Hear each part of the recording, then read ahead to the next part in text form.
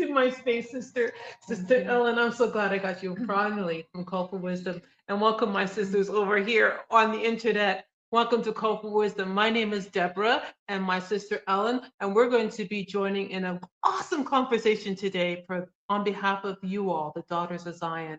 We got two brothers, Brother Mike Allen and Hondo Solomon, who agreed to answer some questions. So welcome. Come on, brothers. How are you guys doing? Welcome, brothers, and you guys are doing well. How are you doing, Brother Michael?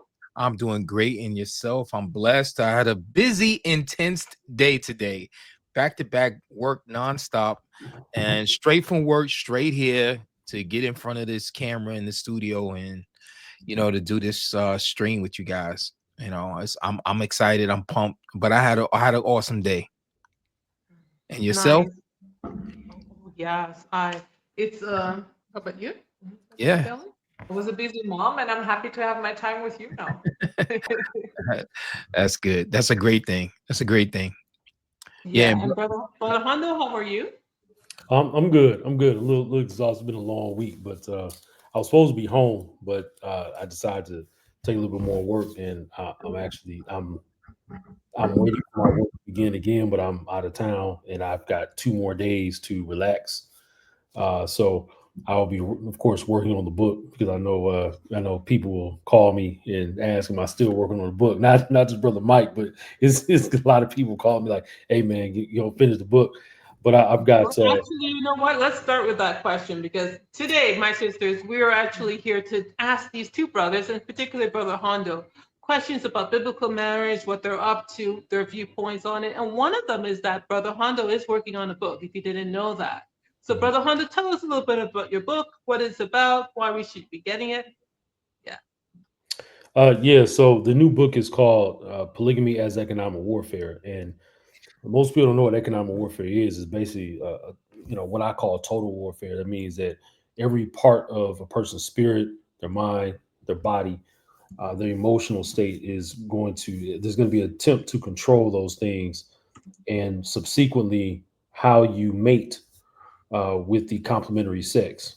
So that means if you're a man, how you mate with, how you select and mate with one or more women, and if you're a woman, how you mate with your husband or your some people will say a paramour or a boyfriend. If you want to go down to that level, but how we mate is going to determine what type of uh, families are going to be forged and what type of businesses will be forged in within an economy. Whether you're talking about a wider, a pan culture. So if you're pan Caribbean, pan Jamaican, it could be Dominican. You've heard the term Pan African, Pan European. It just means that you spread out into other nations, but many times these cultures are primarily focused within the boundaries of a particular nation and therefore a people group. So how you mate within and without those borders is very, very important, and you can't do that properly unless you are planning a family according to a structure that has been given you by your forebears. And right now, most systems around the world, most ethnicities and nations have a very broken system. So economic warfare touches on the legal system, your religious systems, your sexual codes, your sexual mores.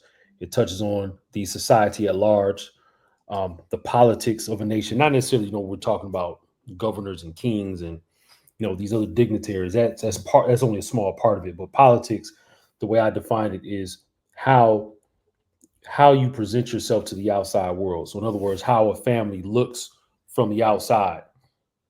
Oh, that family are a bunch of plumbers and mechanics. That's what they just specialize in. They own businesses, or they're known for their inventions and things like that. Oh, that's a military family. We use these Okay. words all the time. Oh, that family's full of Christian ministers. There's a couple of pastors, evangelists. Okay. And I came up under a lot of families like that. These are family Mhm. cousins, and one of the families has hundreds of people, and they're all ministers. So I saw that growing up. You get into what I call commerce, which is split off into finance and industry. So industry is what you create, That's your intellectual, you and your family members and your associates' intellectual and material property. There's things that you actually make. And then the finances is what flows out of those ideas and out of that craftsmanship.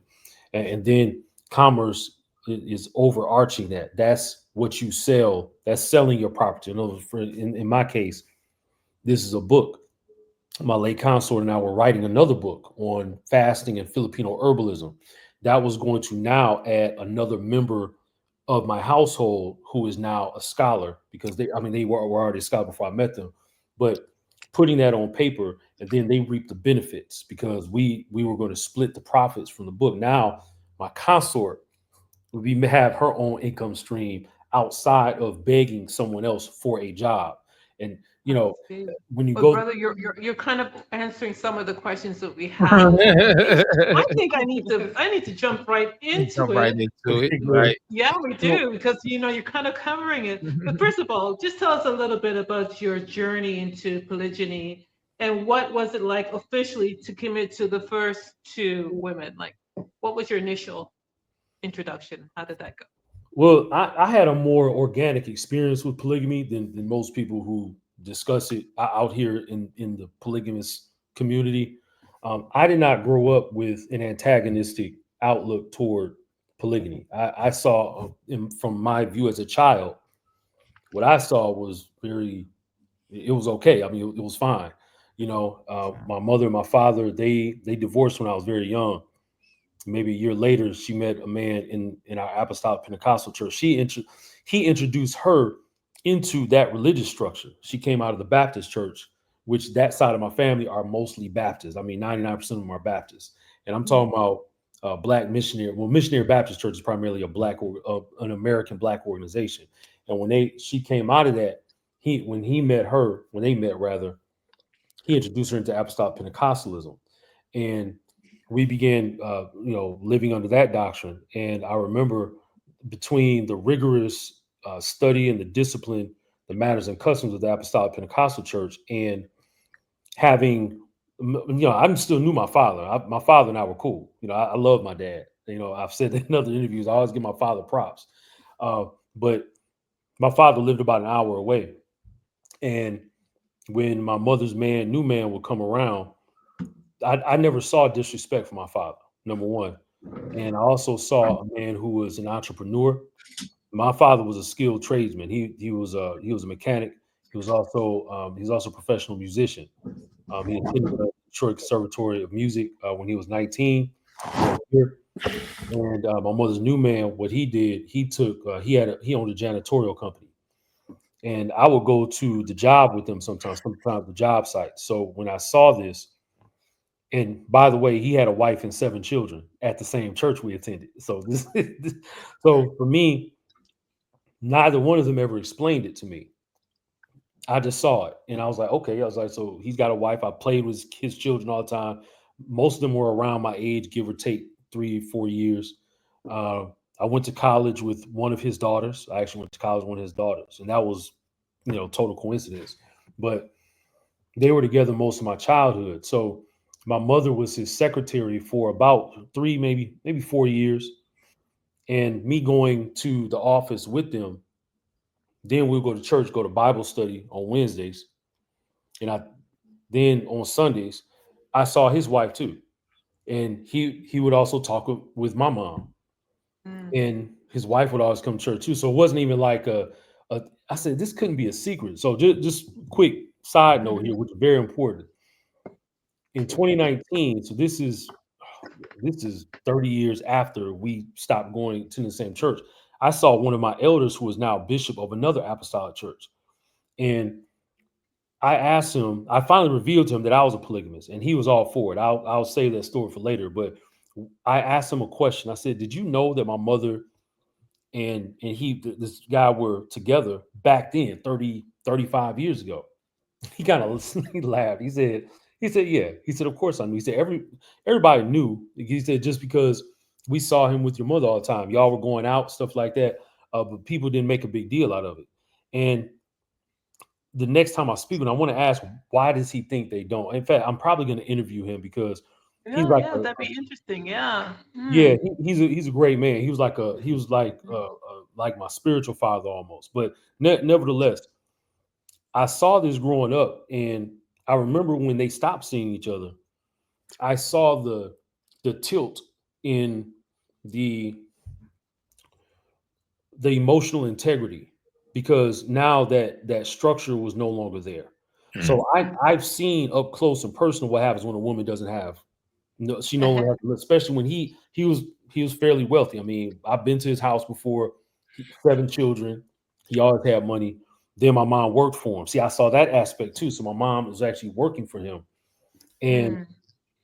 I remember at the time also, my mother, at some point many years later, I just went to college and I came back home to visit my entire family. And she said, I always knew polygamy was biblical. Even when you were like 1, 2 years old, I knew polygamy was biblical. He said, "You see, all the patriarchs had multiple wives, right?" She said, "You read the Bible, you know." I said, "Yeah." She said, "Okay," and that was in the conversation. And she said, "Son, I know that you're going to be a polygamist someday." I said, "What?" Mm. She said, "You're going to be a polygamist." She said, "I've watched you since you were a boy, small, like 7 or 8." And she said, "You've always attracted older women especially. But when you reached high school, said whenever I go up to the school, said then I watch the girls from the neighborhood. You got 3, 4 of them coming over to the house. Then some of your other friends, my guy friends will come over, and we're all in mixed groups." She said, "But these girls always liked you. That's why whenever I see you out in the streets, you hanging out with these girls, and you think they're your friends." She said, "But you're green. I'm going to teach you something as an older woman. When I see you with these girls, you've always acted 20 years older than your age. So these girls want you for your wisdom." She said, of course, you know, my mom give me props. And she said, of course, he said, "You're a good looking young man." She said, "But also you're intelligent and you're also very mature." She said, "And those women, those girls, your age and a little bit younger, they want that around." I said, huh. It gave me a different outlook than me running through the neighborhood just smashing different women, right? So Yeah, I yeah. already had a very holistic view of what it's supposed to be because sex next to finances is the other weakest part of your economy. You that can easily fall apart and you're not having sex all day, you know. So she gave me a very spiritual look and an emotional look into what my purpose was. Also, she spoke that into my life because she could see some things I couldn't see yet. So you fast forward 20 years, and I remember on my birthday, I think I said this in one of the interviews from a few months ago. You know, my lady at the time was at work, and I was out in the driveway. It was, and my mother called me to just wish me happy birthday, and she said, "I always knew you would be a polygamist." She said, "Now you're a polygamist." She said, "So," she said, "you have to listen to your very anointed mother." You know, she used to always say that. And I started seeing what she was talking about because now I was growing in emotional power. Like, you know, I was balancing out a little bit. I was seeing the world a bit differently. I tended to bloom late at that time and understanding things that normally you a society that's not broken, I should understand at 12. So as I got older, and now I'm much older than that, you know, than that day she called me. And polygamy is so natural to me. It's natural for me to, like, for example, this morning I'm working and one of my ladies called and I wasn't able to speak at the time. And right before that, another one just got off the phone with me. And I'm like, okay. I'm like, you know, because now you have to manage time. So this is why I'm transitioning into a field where it doesn't only allow me finances to be able to do this, but it allows me the space where I can be home and I can kind of administrate from home. Also, because I know this question is related that you would like. Yeah, we're gonna kind of ask you some of these questions already, but Sister Helen has one for you here. What do you think, Sister Helen? Oh, okay. So, considering the woman being referred to as a helpmate, which aspects are you looking for to complement your mission? All right, so it goes back to what that word means outside of Elizabethan English. It's Ezer Kenegdo in Hebrew, and that actually has the understanding of the woman being a type of guardian for the man. Okay, in a different sense than we're her guardian. So there's a reason why when a woman commits adultery, there's such a violent backlash against adultery. Okay. I know that there's been an uptick the last about 20 years in men either killing the woman or killing her affair partner post divorce. Okay. And I always wonder, I say, okay, but I'm kind of getting off in the weeds, like, okay, is that really necessary? But then I looked at it from a spiritual perspective. If someone is supposed to be guarding your soul and they betray you, that's as deep as you can go. You can't go any deeper than that. And the fallout that we know, especially in Western countries where the man loses everything, and he has to take 5-10 years just to heal from that. And then he's losing his money, he's losing his reputation, he's losing all of it. Why? Because the Ezra Kenegdo has betrayed him, right? And I said, okay, I said, what is it that I need? And because I experienced that, I've experienced that with my consort before. That was a great example. She was a great example of that. So I like it when a woman approaches me and she's trying to figure out what it is, not only that I'm doing down the road. What am I trying to build? I've had women ask me that before, but what can she do to assist me on that journey? That immediately makes me want to remove her from whatever distractions that she has. A job is usually for a woman. It's usually a 9-to-5 job. And I want to figure out, it only takes me a couple of days. I want to figure out, okay, what do I need to do to make sure she's secure in a position where she can do it, what she asked of me. That's very important. That's something I always look for.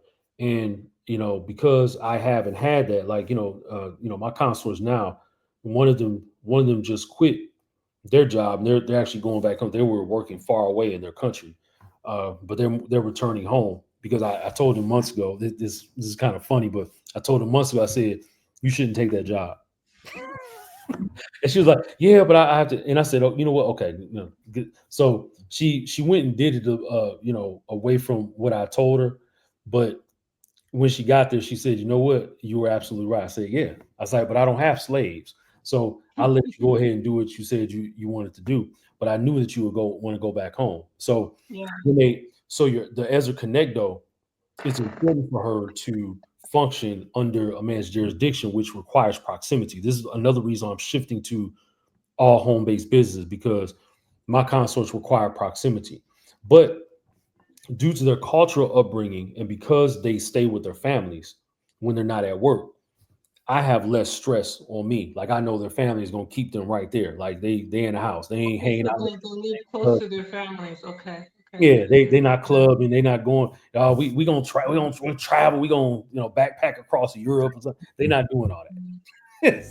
So those things being locked into the template that I've designed, that's the most important thing that attracts me to a woman. So you want to make sure that the people that you choose are going according to the template that you have made for yourself. That's absolutely correct.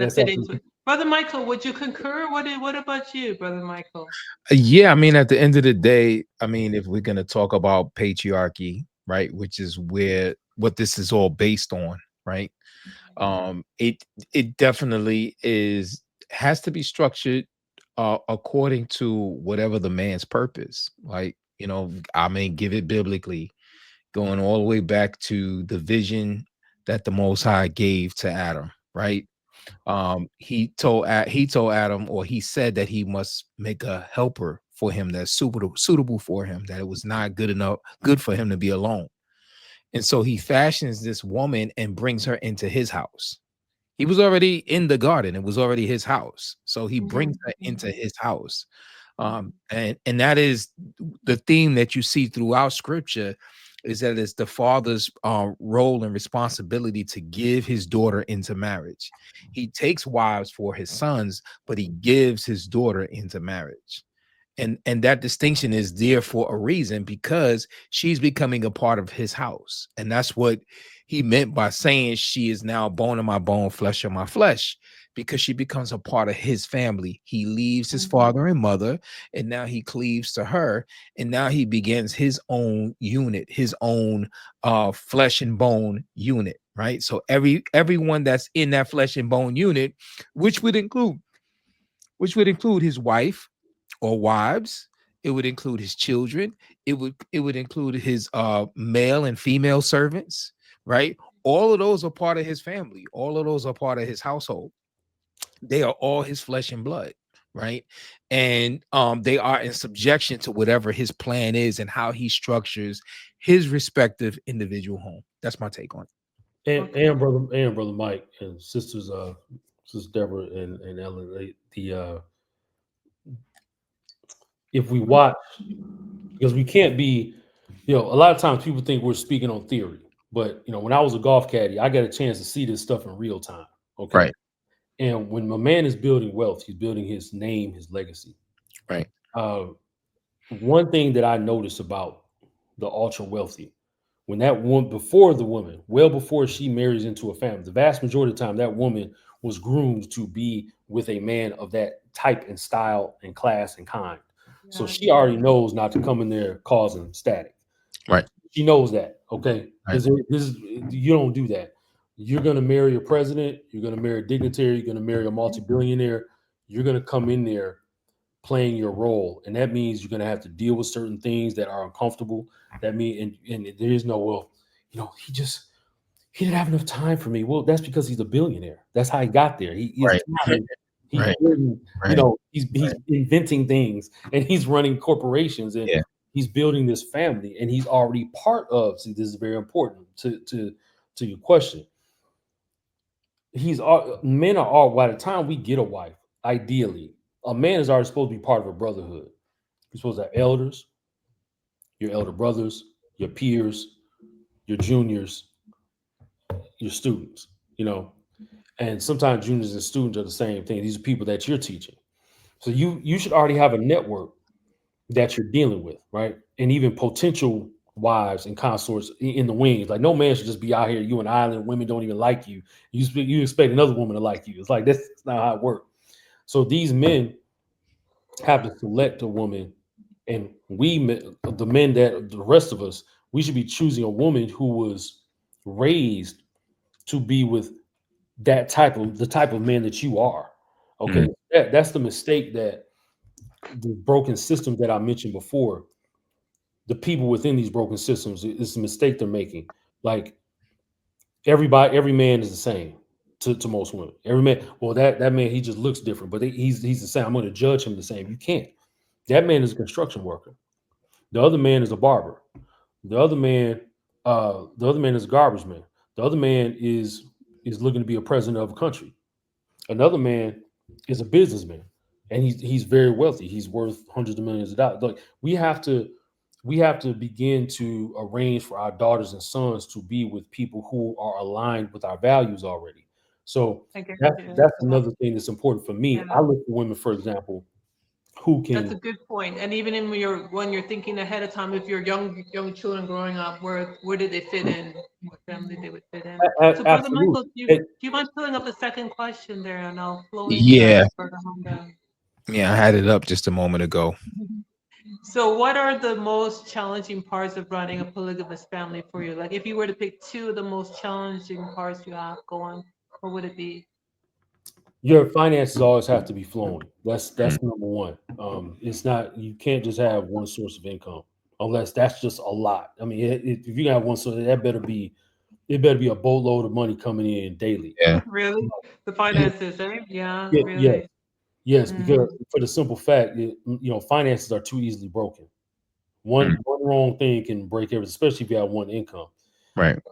The other part is dealing with, and this is for the man as well. Like, everybody has to deal with each other's emotions, whether they're in the same house or different cities or different countries. You because you're connected, especially once the man is sexually intimate with his women.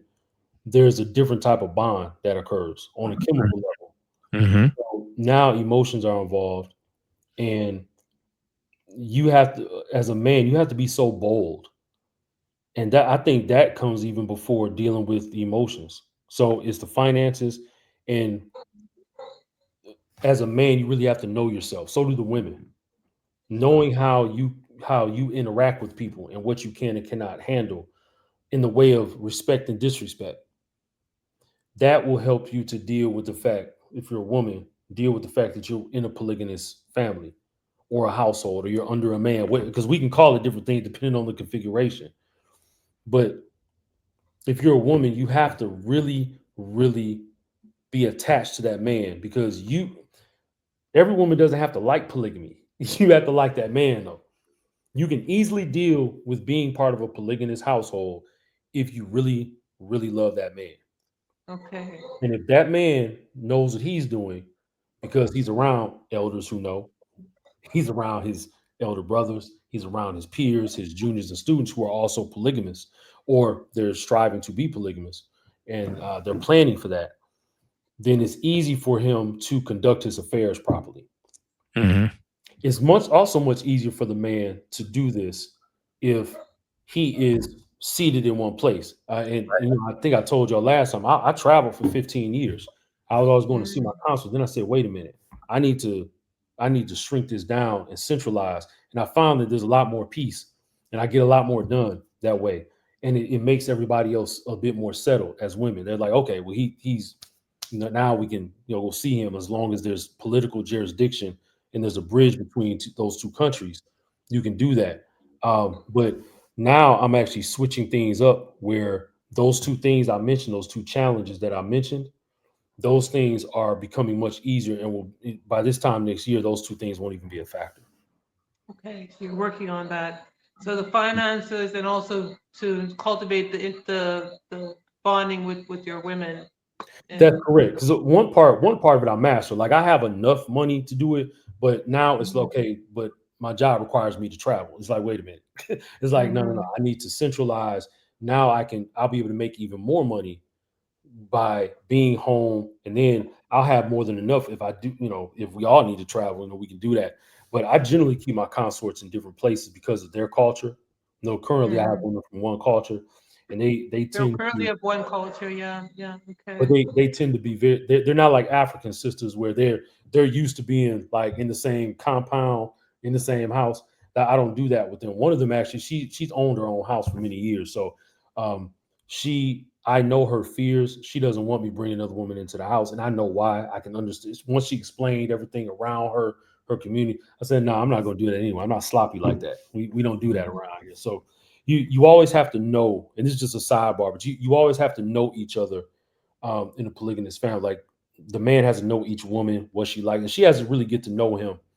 And it's okay. A lot of people fear that for some reason, but it's like, no, you want to know what your husband likes, and ride with that, and vice versa. Well, You know? you mentioned that it's important to build a bond, and that is the important. So she has to know you to bond with you, right? Yeah, As an yeah. individual, And right? too many men, unfortunately, coming into this space, they understand, I guess, the wider general concept of polygamy, but they don't.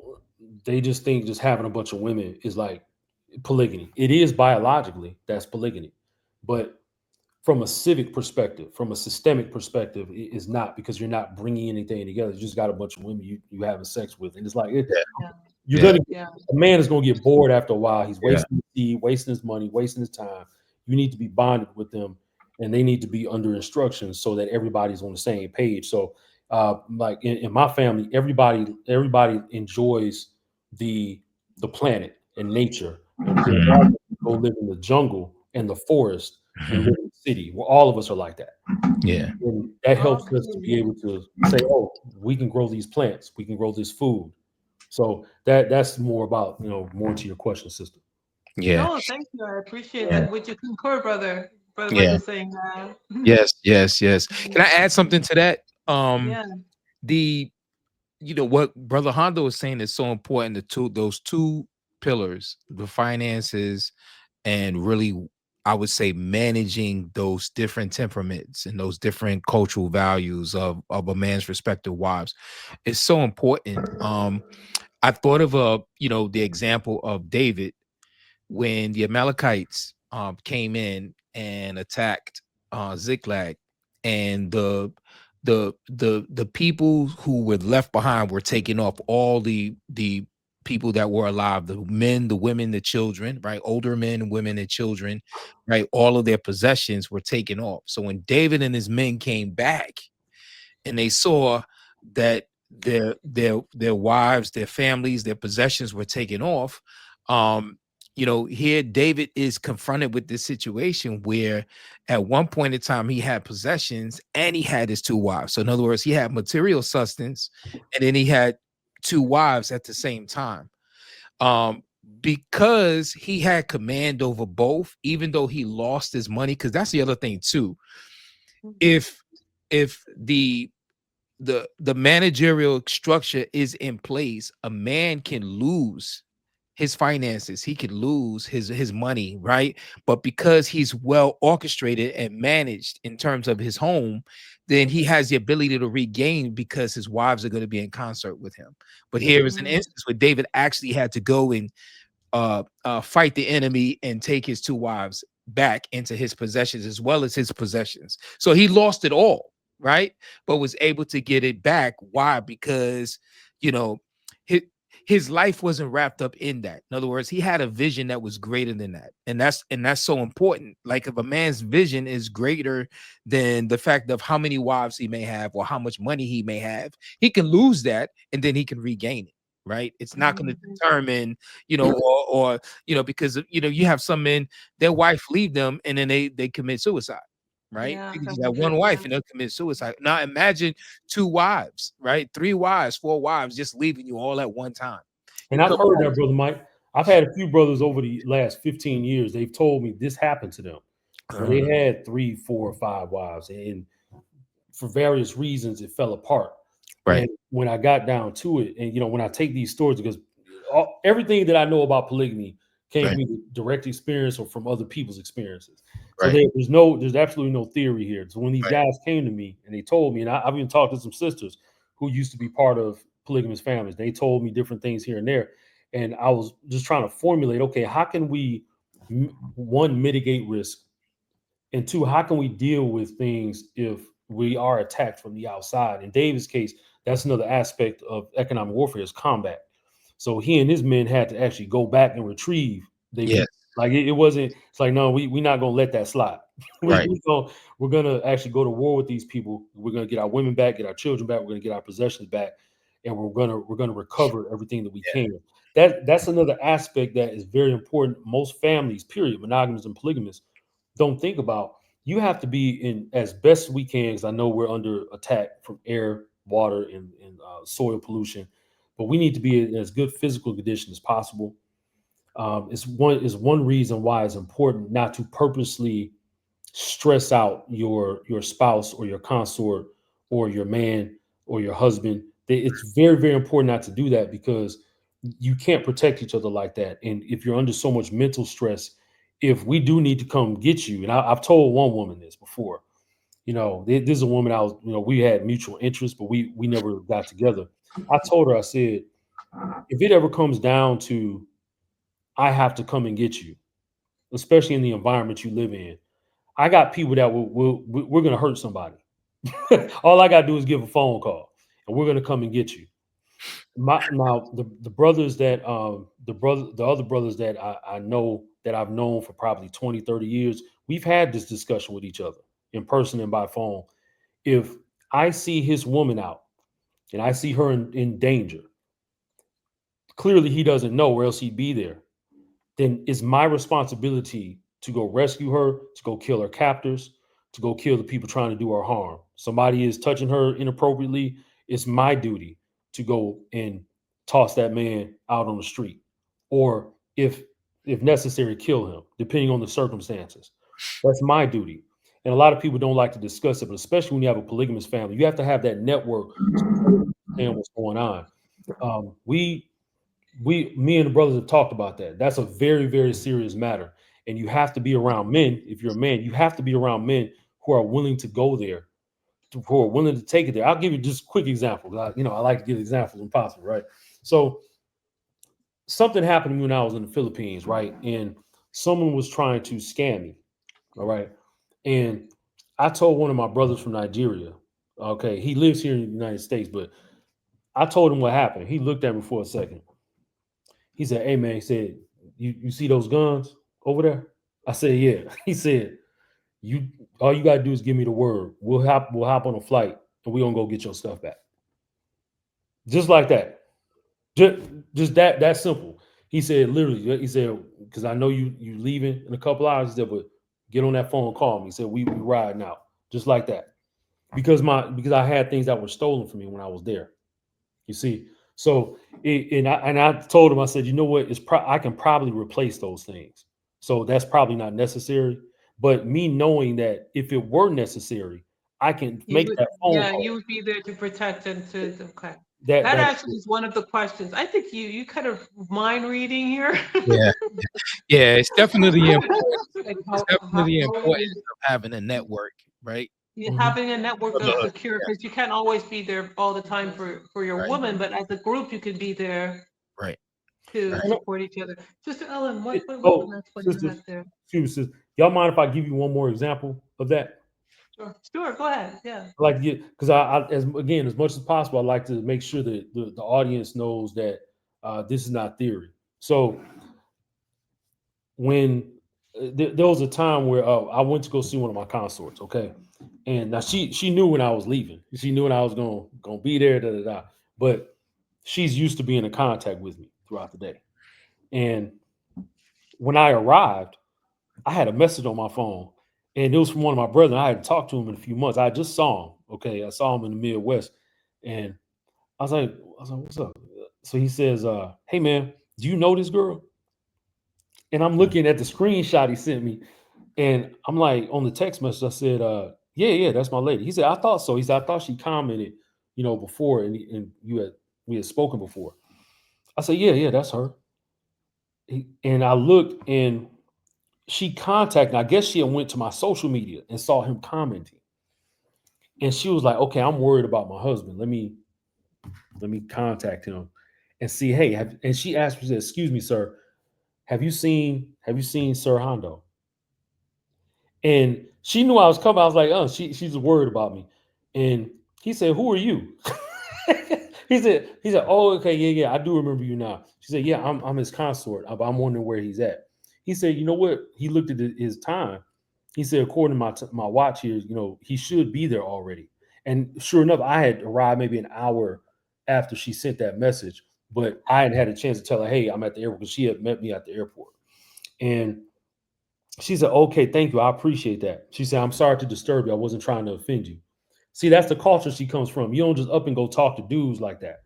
So me having a friend like that, having my comrade where he wasn't, key and all and trying to slide in her DMs, that told me about his character. And then we became closer comrades. And I immediately called him before I called her. I said, "Hey, brother, I've arrived." I said, "I really appreciate what you did there." He said, "Man, we Yeah. brothers, man." I said, "We don't holler just women like that." He said, "I'm always gonna watch out for you, man." I said, "Likewise."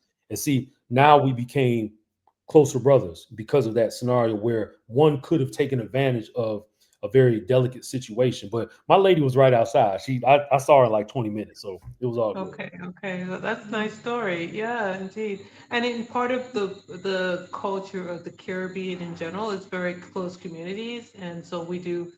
I understand that men looking out for each other's families when one travels and goes away. Your neighbors look out for you. My cousins look out for me. Mhm. Different things happen to have your back, especially if you have that bond between brothers before you go and do Yeah. what you need to do. They do Mhm. do that. So, but the West, I guess we suffer from that disconnect, There, and there is other just cultures have that. that story definitely is uncommon here. Yeah, Right. Most yeah, dudes would have tried to because Yeah. my lady's bad, so a lot of dudes would try to holler at her. But those are the type of men I like to be around who are very forthright yeah, in that manner, and I try Yeah. to be the same. I Yeah. like to be the same way. Yeah. Western culture kind of, well, not kind of, but it actually isolates families. it does. And that's the Yeah, power. That's the power of the imperialistic colonizing nation. They want, and that's why they impose prescriptive monogamy, because they want men isolated from power. mm, They Mhm. don't want men to be integrated with power. So Mhm. the more men are isolated from power, the more they're marginalized and the more that they could be controlled. That's That's so correct. true. And you have power in unity. So There's when power you're in in a unity. community with taught And yeah, brotherhood. and brotherhood, that's for Also sisterhood, brotherhood. you know, yeah. Right. But both of them are very powerful on their own, but especially as a protected brothers, networking to protect your flocks together of families. It's Exactly. wonderful. And these Exactly. networks come about out of necessity too. Yeah. These networks, these communities are born out of necessity. If you look at the history of even colonies, because eventually it's so interesting about colonies. These countries will invade another country that's already established, and when they form a colony there, that colony eventually wants to be apart from its mother country, and then they form their own identity. It happens in every place that's invaded. And there's always a backlash from a few to restore the traditions and customs and manners of their forefathers. There's always a push. You see it in the Philippines. There's Filipinos who are like, no, we need to be speaking our tribal language. Like, no, we don't need to be wearing Western clothing. No, we practice tribal marriage and polygamy included. No, our daughters are going to be virgins when they marry, things like that. And I've met these people, and I'm like, man, and they're very serious about that. So it's important in the West. The men have gotten, because Brother Mike alluded to this, the men who want to be better are so tired that now we've had to go to the internet and say, hey, Brother Mike, okay, we believe in the same thing, Brother Mike. Hey, why don't we meet up, meet in person and we form a brotherhood? We're Yeah. doing that now because of the internet, because it's out of necessity. The men are frustrated. And we're like, wait a minute. Some of us got wives and we got a girlfriend, and she comes over sometime. My girlfriend lives with me. So now what are we supposed to do? Oh, okay, so we know Brother Hondo over there, he talks about that. And, Brother Che talks about that. And so now we're kind of connecting dots. And I'm so glad to see that. And I'm also glad to see sisters. I'm seeing this more often now. Women are now coming together and say, hey, we really need to be, if we're good, we need to be better. And we also need to support our men. Like, we can't be out here just talking against men and acting crazy and No, pushing no, no. homosexuality. So That's I'm enough glad of that that. y'all are doing that. Yeah.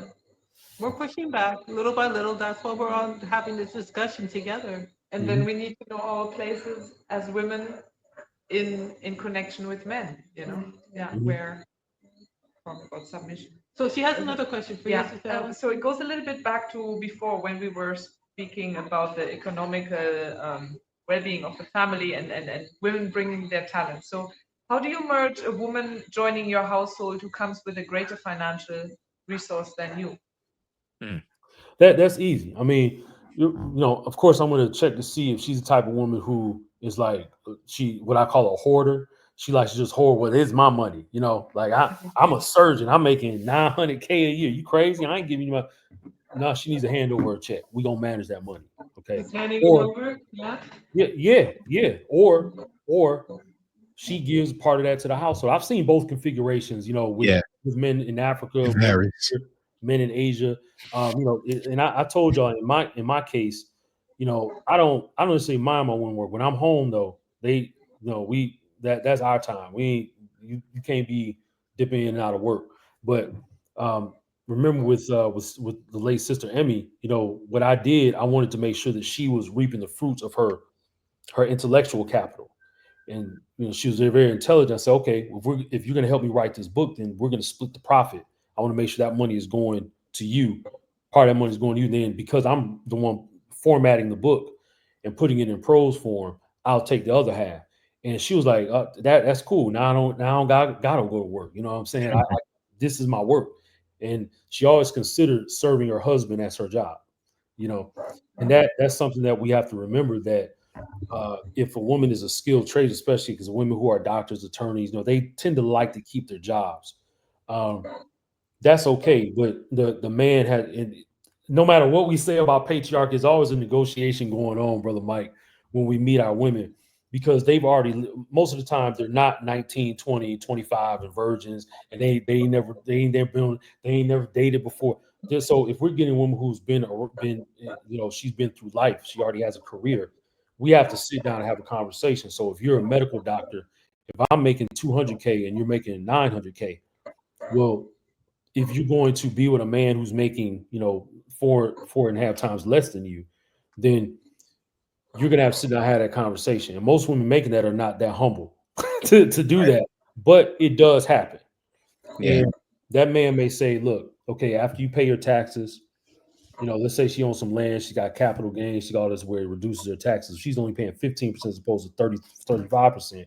Then, okay, so now, we're looking at, if we do the math, we're looking at 1.35 million.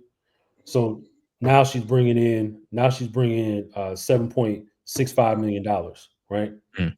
So, or rather, I'm sorry, $765,000. So she can, if the man says, okay, you keep 400K, but that other part has to go to the house. I'm just giving an example. I've seen all types of configurations. One of my friends, right now he's monogamous, but he believes in polygamy. He's open to it. But his woman is a very successful real estate broker. I mean, she's very successful in New York and a couple of different states. She's licensed in different states. She puts that check in his hand. Literally, as soon as she makes a deal, which is like once or twice a month, she makes these big deals.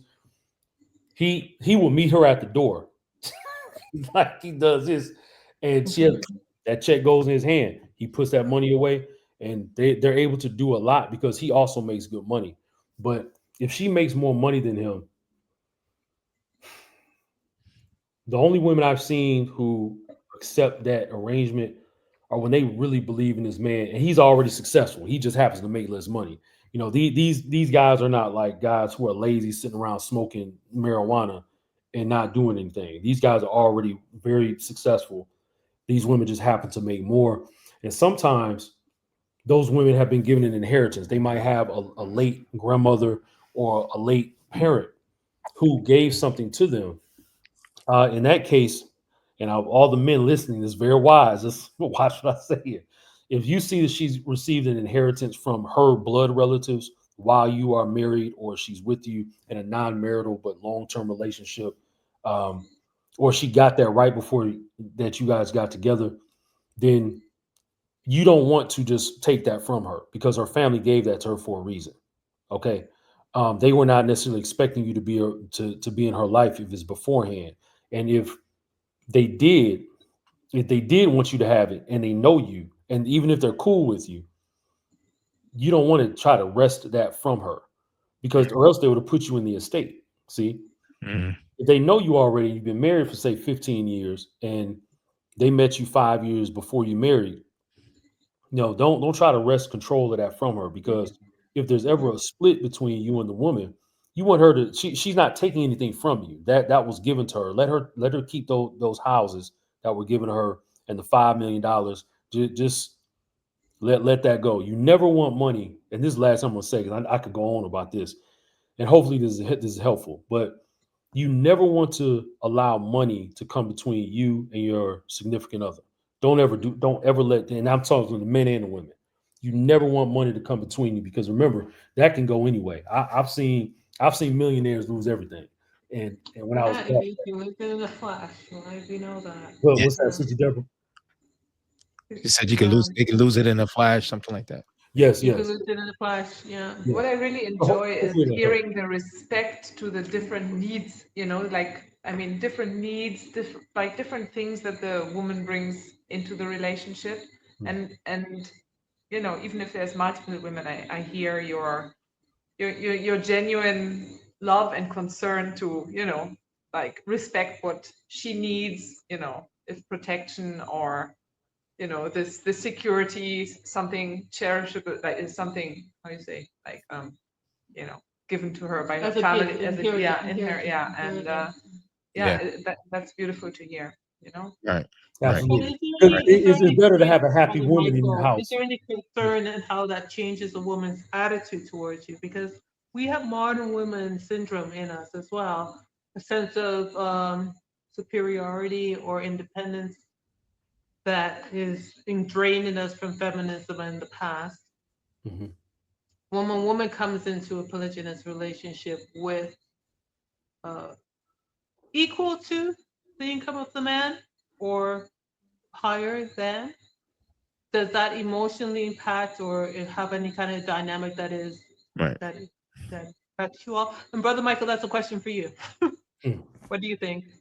How do you Yeah, think well, women I mean, I think that again, even I would say this, even Mhm. if she comes in with an inheritance, she still has to recognize that it's still his home.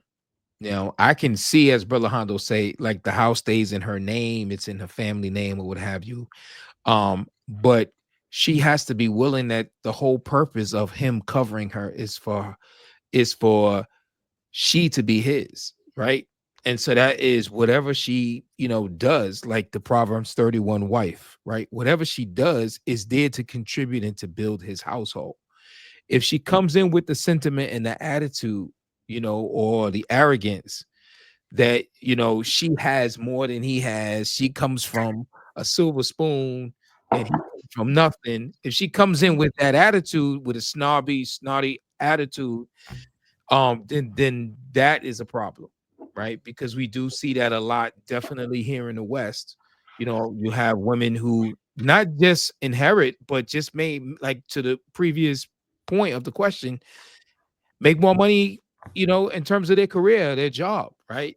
And so because they make more money, there's a tendency of thinking that, okay, there's a power that they can wield um over the man, or they hang that over his head, like I'm carrying you, right? I'm carrying you, right? And so they have that attitude, and they'll even talk to their girlfriends, Mhm. about that. They'll, whenever there's a problem, you have women who will literally, talk to their girlfriends or talk to family members and complain about, how he's not carrying his weight, or he doesn't make enough money and I'm carrying.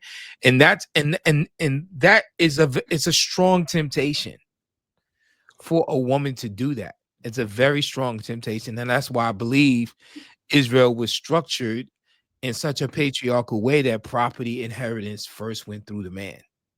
Mm. Yep. Yeah. Yeah. You And know, Yeah. I'm gonna add a little more to that, brother Mike. One thing that people make a mistake about, and this is again, this is men and women who don't really understand what a marriage is. And I said this before: a marriage is an alliance, and thinking of it like an alliance will put a check in the emotions and the spirits of the people involved. You yeah, break an alliance, wars break out. Okay, right, right, fights break fights break out in the street over that. People get killed over that. right. So you always have to, when you're, especially in polygamy, but when you have even one woman, you have to think in terms of extremes. What if this happens? Could this happen way down there on that end of the spectrum? Can that happen? Can this happen way over to the left? And what it does, it prevents people from coming up with schemes against their spouse, their Mm. significant other. It prevents you from doing that, because now you're thinking the same thing can happen to me. It's always going to boomerang. If you plot and Mm. scheme against your wife, it's going to boomerang. It's going to come back to bite you. Period. Point blank. It's not going to take long. Right. One Mm. thing that I was taught in the apostolic, and I love growing up in the apostolic Pentecostal church. They were very, very big on ethics and manners and customs. And one thing that we were taught is that when you engage in evil, you're going to be punished in this life. You don't get to wait until you go to heaven, this place called heaven or hell they talk about. You're going to be punished in the here and now. Right. And you're going to see it, and everybody else is going to see it. And they're going to point at you, and Right. your name will be erased from the pages of history. We were taught that. I remember hearing this as a child. I remember this hearing as I grew into a young man. And I love that teaching because I see it in real time. Everything I learned then, I've been able to see it now. It's very Okay. important that we always watch out for each other when you have a Mhm. woman. And if you're a woman, even if you disagree, there's some things you may not like about your man. You may not like his other two women. Just just be cool. If that man is taking care of you and you see him making an effort, just hang in there, because Right. and we still have to deal with you too. Mhm. And you probably ain't perfect. But a man is not going to just give up his woman just because she ain't perfect. Oh, she didn't wash clothes, on Sunday morning. Like, we're not going to divorce you. But Well, it we, actually falls into, you want to skip into that question about jealousy. Oh, yes. Yeah. Yeah. Well, how do you handle jealousy in your household? Because that's kind of like, You know, I've only lost one woman because she was jealous, and even then, in her case, her jealousy didn't bother me as much. That was probably 5%. It was she had these other traits that were actually degrading, you know. And I said, you know, that's not gonna fly. You know, your family must not be that strict, you know, because you keep. And I knew her family, but you know, I'm like, y'all ain't that strict. I was, I'm gonna introduce you to brother Mike and sister Deborah and them, and then sister Ella. I'm gonna show you what strict is. Okay, I'm gonna call my other people. I'm gonna show you what strict is, because when when jealousy is presented, I always turn it around on them. So, for example, one of my consorts said, "Babe, you know, you got so many." She always asks me how many women I got, and I'm like, "Why you always ask me every week how many women I got?" Like I'm gonna go from like say 4 to like 14 in like a week. It's like it's not how it works. But I said, "You jealous for what?" You know, I don't know. I was like, well, if you don't know, why you telling me? You know, I was like, you know, there shouldn't be anything going on there. And then we just go to the next thing. Generally, I don't really get a lot of static about it. Most of my women understand, and it rarely comes up. There were a couple of weeks though where one of my consuls, the one I just mentioned, where she did that a couple of weeks in a row. But it was only a problem with one of my former consorts. You know, that's only happened one time. And I think it's because as a polygamous man, and I know that all men are different. Some of us are more suave, some of us got more finesse, some of us are more militant like myself. You know, a part of a man's personality has to be forceful, because women, if they sense you scared, I don't care how good and holy that woman is, she's a shark that sees she smells blood in the water. You better not be scared. Okay. Mhm. She's gonna rebel just based on the fact that you scared. And you know, the one that rebelled again, you know, I said, listen, you know, you keep bringing up my other woman because you jealous of her, because you know that she takes care of me with no problem. I don't even have to ask her. And she got silent. I mean, it was like a church mouse. I said, see, now we down to the root of it. So I get down to the root of the jealousy and see what's going on. Most of the times, because a woman might think the man just likes her or enjoys sex with her more than her, even if, you know, it's not why most men don't mention that, you know, their goings on in the bedroom. But just the thought that woman might be prettier, or she's younger, or you have 4 children with her and 1 with me, or he got 2 kids with her and none with me. Like, what's going on? You know, and for a woman, a lot of women, their worthiness to them, not from a man's perspective, but for them, how many children have I given this man? How much does he hug me? Well, he doesn't kiss me like that. No, he go and gave me 3 hugs today, and he gave her 30 hugs. You know, but every woman, and this is something for the women to understand, you're going to express yourself differently in all aspects with that man than another woman. Even if he was monogamous and you and he were together, that's it. It's just you. And y'all divorce. The next woman he get and marry, she gonna be different than you, and you still gonna be jealous. So it is. I always put it to women like that. No matter what that man does, you're gonna be jealous, whether he's polygamous or not. Y'all can just be talking, and y'all went out a couple times. You might have cooked for him. You're still gonna be jealous because the sister on the other side of the island, she cooked better yams than you. You know, her plantains are better than yours. You know, and you mad. And I've seen that. I've seen that before. So a woman has to get down to why she's jealous and then communicate that, you know, however she does with her man. But there's no sense in breaking up a relationship. For me, I ended things with her, and it was sort of mutual, because she really was upset with my other woman, who was like really on point. Okay, my other woman was really on point. And she did not like that. My other woman never asked for money, but she always wanted to go out. Okay, my other woman gave me a back massage. She knew I was tired. She cooked for me. The other woman could not cook well, and she was 10 years younger than her, and she was still jealous. She was jealous of my older woman. You see, that's how on point my older woman was. So I deal with it. I don't get upset with women being. I don't get upset. I just try to frame it so that they can deal with it psychologically and So internally. you try to confront them about what's really the core of their jealousy. Or Yeah. the- Yeah, and I go from there. And I, like I said, I've only had that problem one time in all these years I've been a polygamist. I think because a lot of women think I'm mean anyway. They're like, "You so militant serious." They just don't mess with me about it. So I rarely get that problem. I rarely ever We have. ask that because it's part of our sinful nature Mhm. to be jealous. I'm not saying it's a righteous thing. It is part of our flaw as women to tend to compare each other to each other and get jealous. Especially even children have that towards when you have more than one child and mom has a special place in the heart for one of them, right? Because that child is more of the personality of the mother. And so they bond better, right? And then the other children who have different personalities see that connection that they have and they get jealous of this unique connection. And I think that possibly, am I wrong, brother Michael? Can you tell me if I am wrong if that doesn't happen Yeah. potentially? Yeah, I mean, definitely it can be related to, Mhm. siblings. It could be related to co-workers on a job, right? Mhm.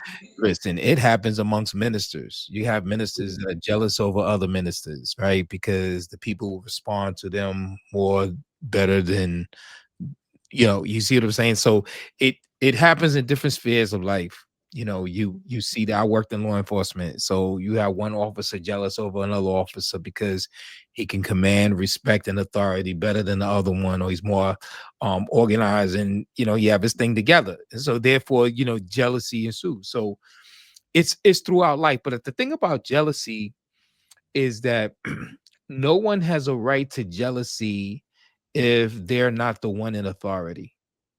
Only the Okay. one that's in authority has a right to jealousy. Mm. And what I mean by that is a man has a right to be jealous over another man stroking his wife, right?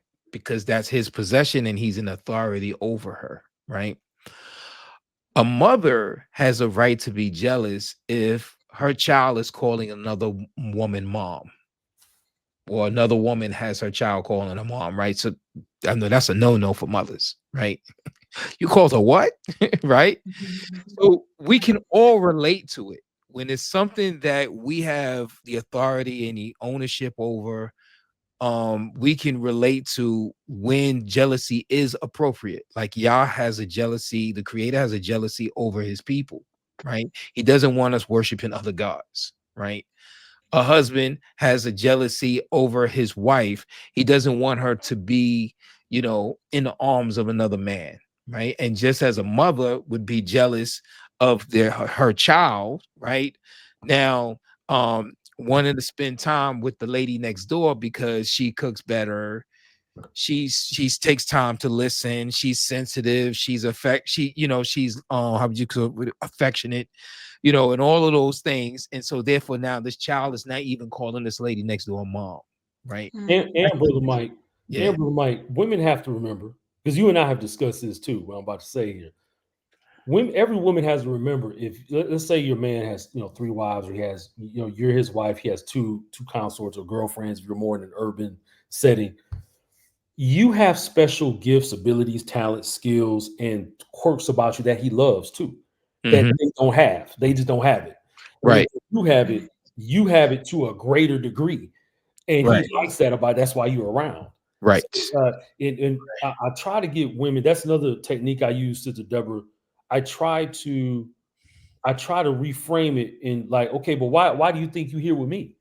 That's because I like you for these reasons. And I don't even go into a long dissertation about it. I make it about 2 minutes long. I tell them, and they're like, huh, yeah, I never really thought of it like that. It's like, yeah. And if you're really good, if the woman is really good to him, he never has to explain to her, because she knows she came in there, kicked in the door like gangbusters. So she already know that where her place is at with him. And that's another point that's very important for every woman. You have to know why you are with that man, not only what he likes about you and why he chose you and why you chose him to be with him, but his concern for you. Like men don't keep women around. We ain't concerned about you. We ain't financing. We ain't trying to give you no Right. advice. We ain't lacing you with game. We You don't ain't have doing none time of for that. that, really? Right. Yeah. No? We're not gonna do that unless we care about you. So it's very, very important for women to think in the affirmative. And this isn't anything hokey like, oh, this is the secret and law of attraction. No, we're just saying there's a reason he has you with him, Right. especially if he's put you up somewhere like in his house, or he got you an apartment or a house, wherever, a domicile. There's a reason you're there. And when he gives you a hug, or even if he's not very affectionate, some men, they love their wives, but they're just not affectionate because of upbringing, because of personality. Right. But I make sure personally that I always hug my women. I always touch their shoulder. If they walk past me, I always do that because I They know the need that touch. energetics behind it. They need that touch. Yeah, they need that, or else you become what's called skin starved. If you're skin Yeah, starved, yeah. And you the hormones, oxytocin and Yeah. dopamine, and the Yeah. bonding hormones that are Mhm. necessary. Yeah. That leads me to a question. I think I'm going to skip question 3, but I had one concerning to Brother Michael. Let me see if I can figure All right. that Number out. 3. Which one? It's- Number I think 3. it's number 4. Number Number 4. 4. Since that one right there. Since you have families, consorts in different places, do any of your women complain about not having enough intimate time? no. Right. Regular conjugal rights time with Well, you, they you they know? they don't because they know kind of the circumstances behind why I'm not there or why they can't get here, because I've been trying to get them here, and because of the political structure that they have, the agreements they have with immigration, Mhm. even just visiting, they got to go through a lot just to visit, because I have enough room to have 2 of them, in there with me at the same time, even just to visit, and then I can go back to see them. Like I can turn around and just go back and see them in their country. But it's so difficult to get them here. Everything, all the other resources are there. Money is there, the food is there, all the supplies are there, but you can't. Their government is just very hard on allowing them to get. And it's something that it goes back decades between them and that particular country, the United States. It's Right. just, Yeah. but they don't. So this is why at this time I'm transitioning to home based everything. You're trying to work that out. Yeah, I see Yeah, that. Because yeah, and biblically speaking, in the Torah, it does talk about women having conjugal rights. For a lot mhm, of times, we don't like to say that as women, that we actually have needs yeah, yeah. that, without being fulfilled, can lead you into temptations. Especially as But they go home after work, and one of them, the other one actually just quit her job, Mhm. because they weren't paying her, and I don't blame her. Because when she told me how much she was getting paid, even in their money, that's a little. I don't know about that. I'm like, if you're gonna go out and you're gonna work, then cool. But I told her beforehand I preferred her to be back at her family's house, because she actually worked only maybe a few minutes drive, so she was always close, and she was always with her relatives. Now with conjugal rights, that's something that when I'm there, like I make sure I'm there long enough, and that where I make sure everything is good until we reconvene. But I also want to make sure that we're with each other on a regular basis. So one of them is actually looking for a house for me. In their country, a foreigner can only own a condo. So what I'm Okay. doing is I'm going to rent a place long term, and Mm. I'm going to make sure that it's near her, and then I'm going to rent another Yeah, one. See, yeah. this is why money is important too. Men got to have money. Because women are Mm. separated, you got to be able to have different domiciles, or they got to come to you. So I want to have a couple of different places to where they can come into. The other place that I'm looking at is probably a lot closer to my that particular consort, even though she has a beautiful home. I'm talking about this is this is like way out in the countryside, but this is like a modern American home, and Yeah. she paid for it free and clear. She had a job that a few years ago that was paying her a lot of money. She went and bought the land, bought the house. So she's like, you can always just kick it with me Nice. here. Because beforehand she was in a spot that was too small for us. And I said that's not gonna work. So she had said when my job ends here, my house should be built because she had it built while she was gone Oh, Mhm. nice. in another location. So, Mhm. but it's a beautiful home. But I said I want my own place because it's just like my brother Che. I mentioned brother Che before, brother Mike, and he actually passed through town here, and I saw him earlier, and he said, "Man, we can't be called kings and we're not doing king stuff." So having different domiciles, different locations, this is something we should talk about being normal for a Mm. polygamous man because wealth is part of your paradigm. I own real estate and I made sure I was free and clear because I don't want my women when I add consorts and wives, I never want them bogged down, by me having money problems. That's you never want to have a woman coming in and you embezzling funds, you engage in all types of chicanery. No, no, no. Just do use your money wisely, make as much as you can, and you want to have those things in place so that now you can go have the time with them. Now they have now they have the conjugal rights fulfilled. And that question, Sister Deborah, would never even have to come up. But they don't as now they don't complain, but I don't abuse that. I don't abuse that. That's something I'm very Mhm. cognizant of because they like being around me. I like being around them, and it's very important for me to do that. So there's some things I got. I'm almost done. So you Putting keep this on thing. working on it. I think that's wonderful that you are. I hear what you're coming from. It's a work in progress. And Mhm. as sisters, like I'm trying to encourage my sisters. I'm asking you questions because generally speaking, we have our fears, we have our jealousy, we have our emotional needs and our physical, sensual needs. Yeah. It's all mandatory in the Torah because women are made this way. And And Yeah. most men so, don't live like me, Sister Deborah. yeah, So they don't have like a transient lifestyle. So this shouldn't be no. what I'm saying shouldn't be a Yeah. concern for 95% of the brothers who For are. the exactly. You're unique in that regard, but I think Yeah. ideally we get what you're saying. Yeah. Mhm. You Indeed. want to have that. That's Anything you very want to fill in there, Brother Michael? Yeah, no, I was just gonna say I think these Mhm. questions are pertinent. I think they're very important to ask, definitely for the sisters having Mhm. concerns, right? To definitely have these questions asked because that's one of the things that I think causes pause. For a lot of sisters when it comes to this, so you're talking Mhm. about the jealousy, you're talking about Mhm. how time is distributed, you're talking about management of the home, like Mhm. how are we going to live in the same domicile? All of those are like questions that cut. Then if they have children or Yeah. want to have children or all of those things are legitimate concerns that I Mhm. think is really important for women to have. I mean, those are my thoughts on it.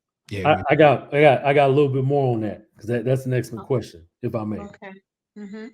So what I was setting up a couple years ago, this is before Lady Emmy passed, or what we were doing, she had already found us a home, because I asked her, so I basically sent her back to her island. She was about 12 hours away. I said, hey, look, when I leave, because I went to see her family, I said, I'm about to leave, but you said that house down the road was empty, right? She said, well, somebody living there, but they said that it's going to open up in like 2 weeks. I said, bet. I said, okay, what I want you to do, I'm gonna leave you here for a week. Now, here's this other thing. You guys didn't ask this, but this is important. Her monthly cycle was coming up. Every man should know all his women's cycles. I said, here's what we're gonna do. You know the NIDA laws. I said, and she said, yeah, I'm familiar with all that because she was raised with not well from 17 to 22, she had Muslim godparents. So she practiced all of their cleanliness laws, which are similar to ours, not identical, but similar. And she said, yeah, babe, I understand. I said, I'm gonna leave you here. You haven't seen your relatives in a while.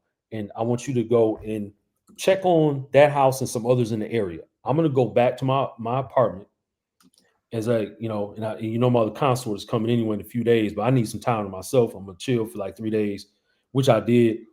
And she not only worked on our project, but she did all the groundwork. She gathered all the plant materials we needed. She translated all the materials in five to seven different languages for each plant. Wow. She Wow. already had like 30 plants, and she had cut out the plants, plastered them, and then she went and found us a house. She said, "Babe, she said my uncle owns a house a few doors down from Mama and next to my brother. I said, okay, is that the one we passed? She said, yeah. I said, ask them, can we grow food? I said, how much land goes back behind the house? 'Cause I couldn't see behind the house. She said, oh, it's about she said it's about half a hectare. So, 1 hectare is, I believe, 2.45 acres, you know. So I'm sorry, 2.54 acres, something around those lines. And I said, okay, good. So we can grow our own food. That takes care of the food problem. I said, are there coconut trees on the land for hydration? She said, yeah. I said, okay, great. So that takes care of that. So see, well, and I'm answering actually 3 of your questions at once. I'm very good at logistics. And I'm like, I was and she was right there with me. She said, yep, we got that. She said, okay, I'll ask them that. 2 days later, she had all the answers. She said, okay, this is how much they're going to charge per month. Now, this is a house. It was only going to cost me, I believe, $150 a month to rent the place. Wow, that's cheap. Yeah, and Yeah. this place is about I think about maybe 800-900 square feet, just a little cozy home. That's enough for us. She was taking care of it. I said, cool. Now she's also closer to her family. That takes care of that. Because I mean, literally, like her brother was like 2 doors down. Her mom, her uncle were 2 and 3 doors down. Then one of her other brothers was around the mountain. We were literally like at the foot of a mountain. He had to go around the other side of the area.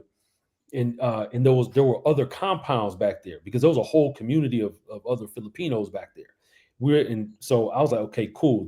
I saw the whole setup, and she was right there with me. She said, okay, I'm gonna get that place. She said, did you want another place? I said, yeah, I need you to get one more place. That'll be my place.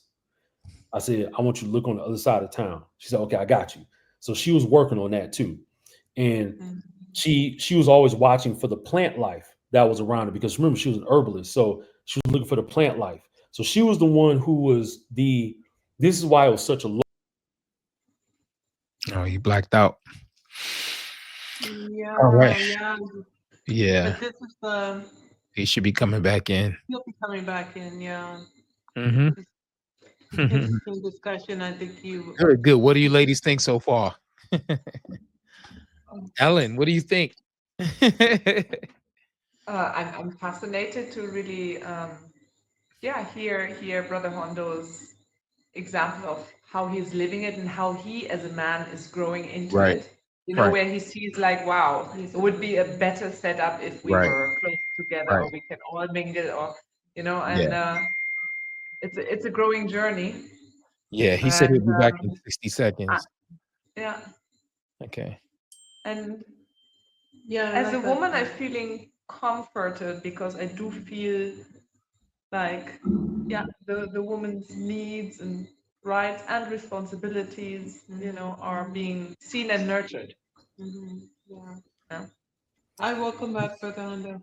Yeah, my apologies. My power. I didn't have my computer plugged in. May I But ask you sure. specifically on the input of your wonderful late concert, because I heard you speaking about that you had planned to write a book, on natural remedies. Yes. And I remember I was really fascinated by an example that you had mentioned. I think it Mhm. was a plan to cleanse the ears. I'm interested Yeah. to know Well, into that. yeah. But have you written this book, or is it in work No, still? we had already started writing it. So Yeah, when yeah. she passed away, I mean, I'm talking about like 80% of the knowledge in that book was I know about fasting and I practice fasting, but Yeah. 80% of that book was going to be on Filipino herbalism.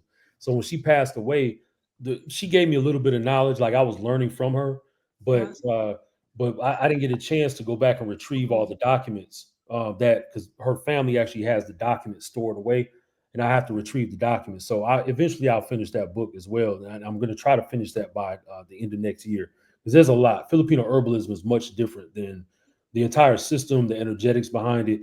I mean, she was a dynamo. She had all this stuff in her head. So, she was every day teaching me what different fruits did that I've never even heard of. Like we were walking down the road, and she would just pick up like these things look like oranges, and they were this big. And she was like, "Oh yeah, this is how thick the pulp is. We break it in, you boil it down. It does this to the stomach, And we would be doing this for walking down the road 4 or 5 hours. And she just every tree that we pass, I know what that does. You take the bark off this, then you rub it on the skin. It does this, and I'm like, she's like an encyclopedia. So but what I was saying about the housing, the domicile thing, and logistics, this is very, very important for men to understand, is that your woman, especially if she's from another nation, you Mhm. want her to teach you her languages. You want her to teach you her knowledge, because what I do and what I do with my consorts, we all cross train. That's a requirement. As a matter of fact, I only choose women who speak at least two languages.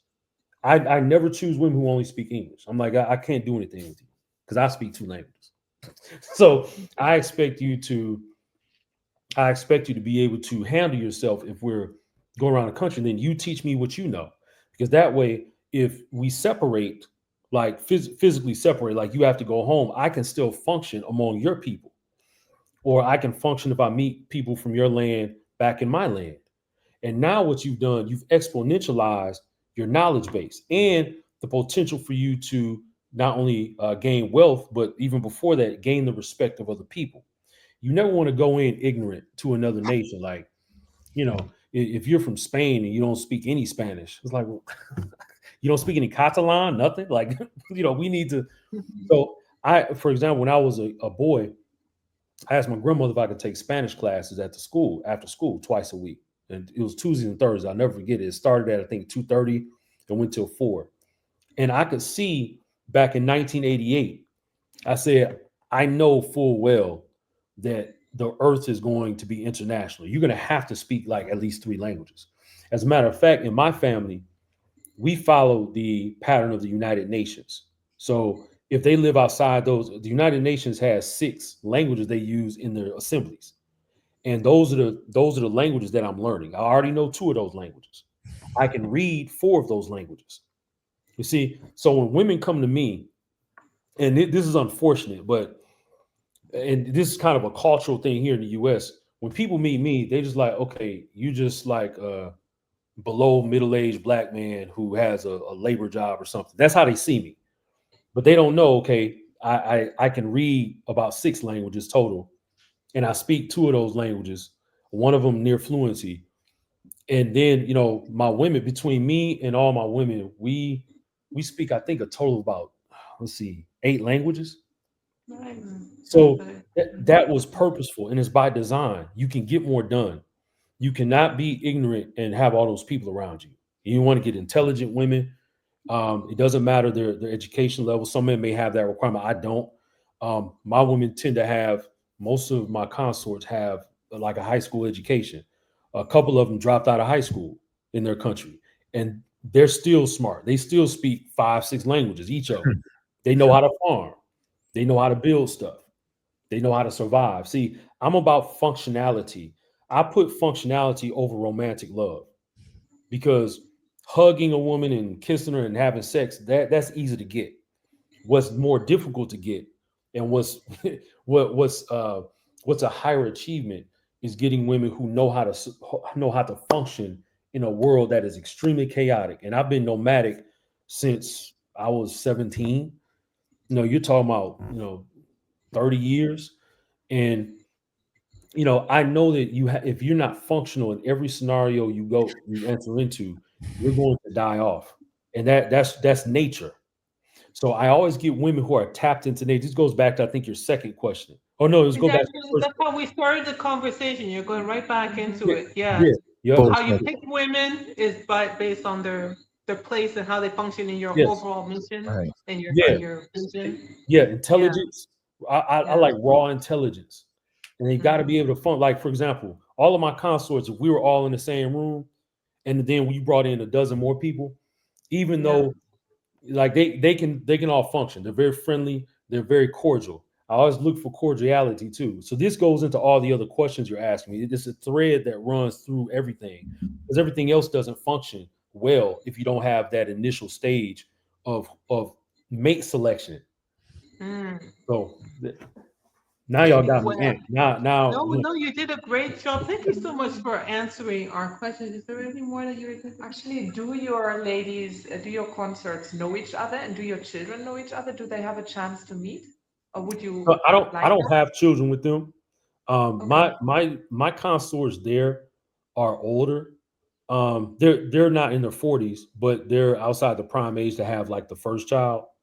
I have another potential consort who's 23, and I would clearly I would have children with her. You know, if we end up getting together, then I'm gonna have children with her. But I also have one of my other brothers who lives up north here. He's he's actually trying to link me with some families that he knows in South America, and he's trying to put that together for me. And I have to go through some type of, I have to go through a vetting process myself. And that's another thing. If you're a man, if you encounter a cadre of like good people, you're gonna be vetted. I mean, they gonna look at you. You don't get it. Hey man, you know what kind of job you got? You know, you able to afford my daughter or my friend's daughter or niece or his niece, whoever.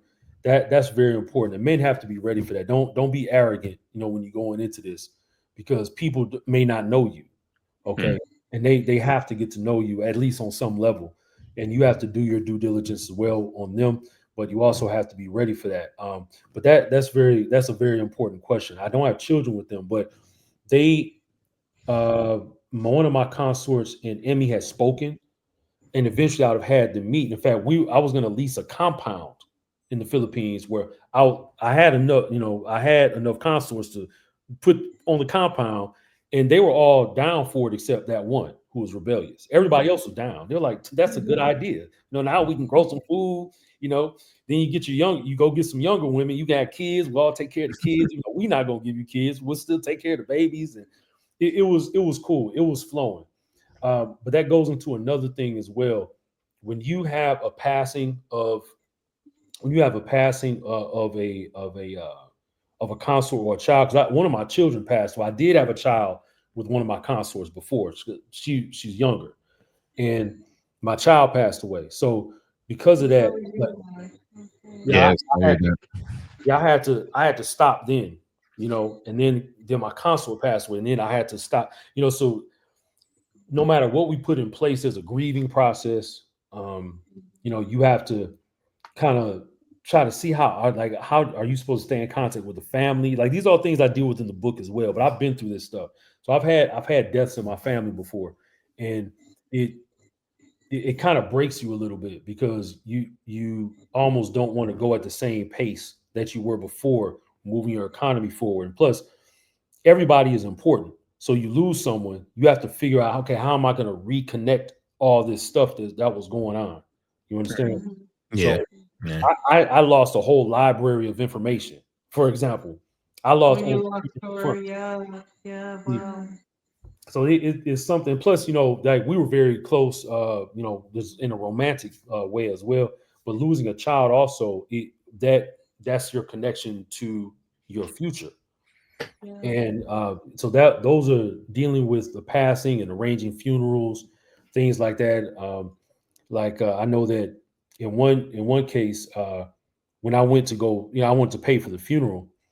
The eldest brother had taken over I guess the directing of her funeral, and he told me, he said, no. He said, man, look, we already took care of everything. Don't worry about it.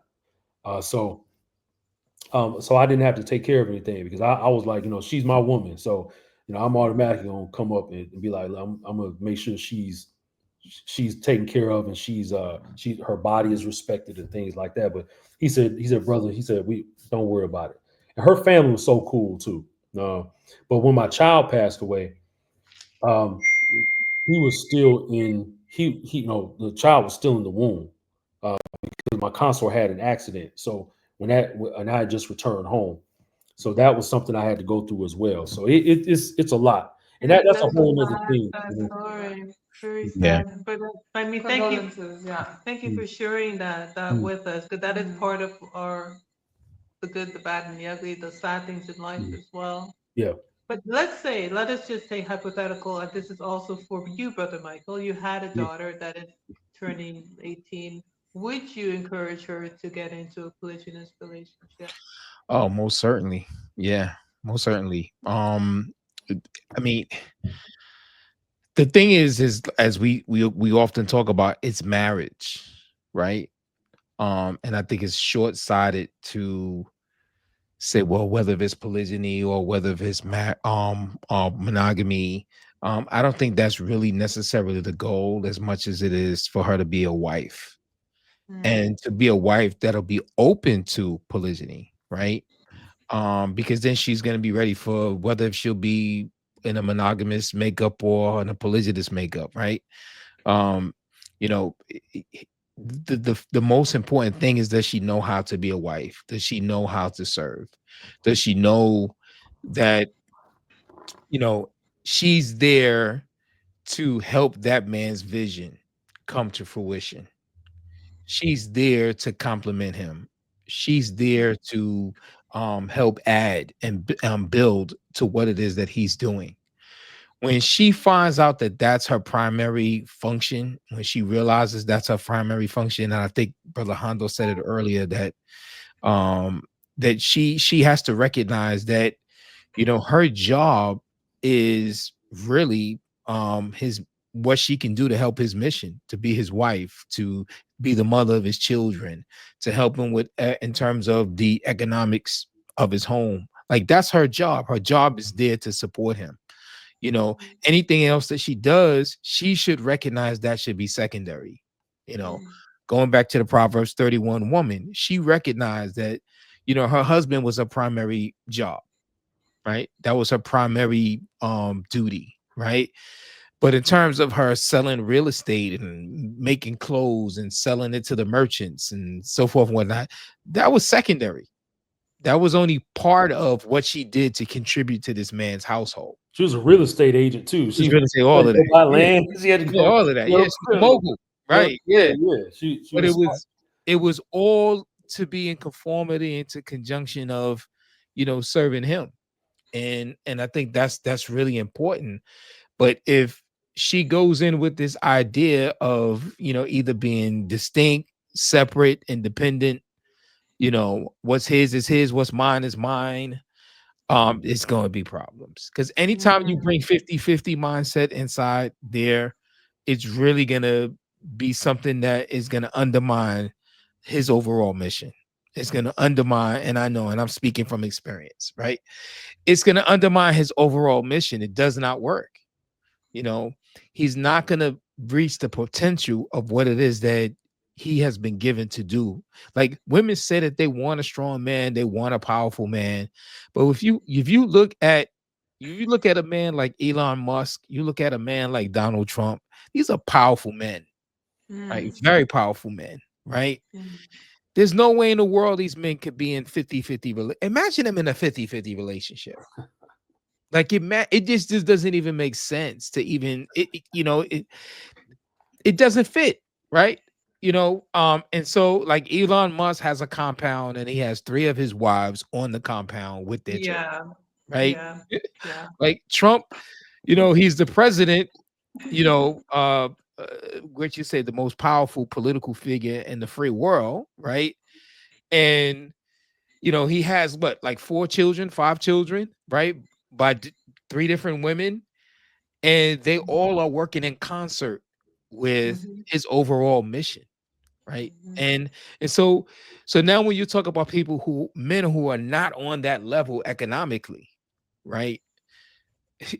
It's all the more that you're going to need to have women that's going to be on your team and not trying to divide your home and try to come in with this 50-50. You need the cooperation of women even more, right? Because you don't have much, right? And you kind of like, going back to the example of David, like, when all David had was taken away from him, including his wives and his finances, right?